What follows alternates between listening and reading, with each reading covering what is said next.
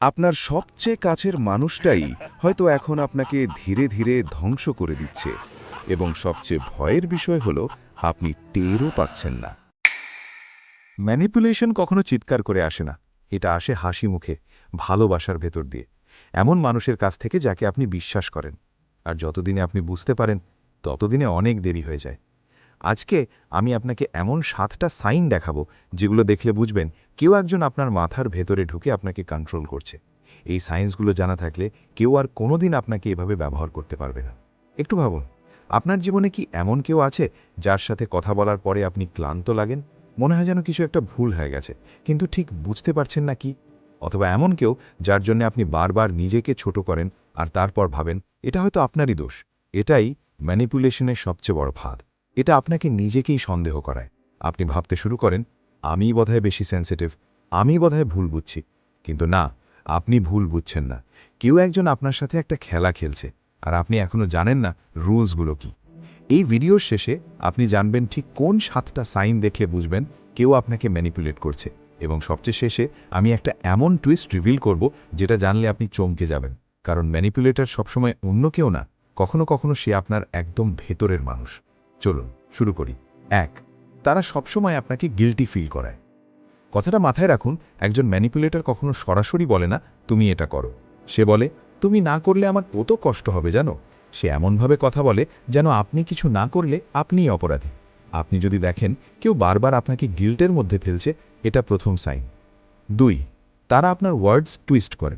আপনি একটা কথা বললেন, সে সেটাকে সম্পূর্ণ উল্টো মানে করে আপনার দিকেই ছুড়ে মারে। আপনি বলেছিলেন আমি একটু টায়ার্ড, সে বলে তুমি বললে আমি তোমাকে বোর করি। এই গ্যাসলাইটিং টেকনিকটা এত সাটল যে আপনি নিজেই কনফিউজড হয়ে যান, আমি কি সত্যি ওটা বলেছিলাম। 3, তারা আপনাকে আইসোলেট করার চেষ্টা করে। একজন ম্যানিপুলেটর চায় না আপনার আশেপাশে আর কেউ থাকুক। সে ধীরে ধীরে আপনার বন্ধুদের সম্পর্কে নেগেটিভ কথা বলবে, পরিবার থেকে দূরে রাখবে, কারণ সে জানে আপনি একা হলে তাকেই বিশ্বাস করতে বাধ্য হবেন। এটা তৃতীয় সাইন, এবং এটা সবচেয়ে বিপজ্জনকগুলোর একটা। এখন একটু থামুন, এই 3টের মধ্যে কি একটাও আপনার চেনা লাগছে? যদি লাগে, পরের 4টে আরও বেশি ইম্পর্ট্যান্ট আপনার জন্যে। 4, তারা হট এবং কোল্ড গেম খেলে। একদিন তারা আপনাকে দুনিয়ার সেরা মানুষ বানায়, পরদিন এমন ব্যবহার করে যেন আপনি কেউ না। এই ওঠানামার কারণে আপনি সবসময় তাদের অ্যাপ্রুভালের জন্য ডেসপারেট থাকেন। এটাকে বলে ইন্টারমিটেন্ট রিইনফোর্সমেন্ট।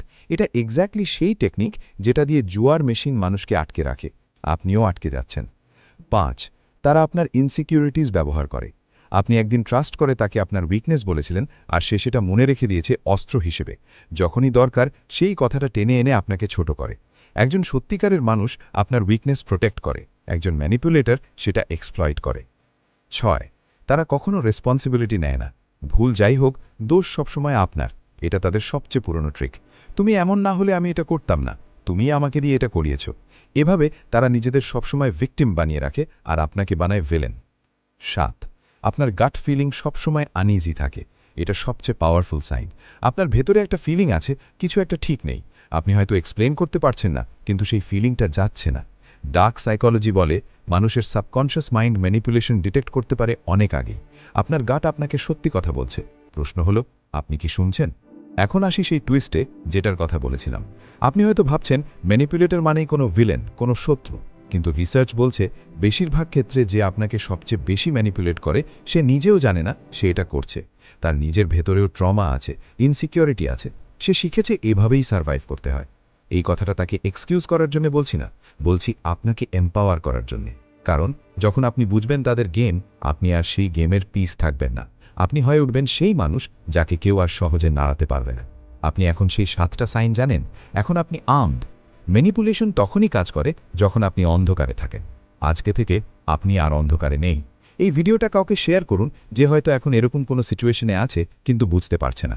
আর কমেন্ট করুন এই 7টার মধ্যে কোনটা আপনার জীবনে দেখেছেন, নিচে লিখুন। আর পরের ভিডিওতে আমি দেখাবো কিভাবে একজন ম্যানিপুলেটরকে তার নিজের গেম দিয়েই থামানো যায়।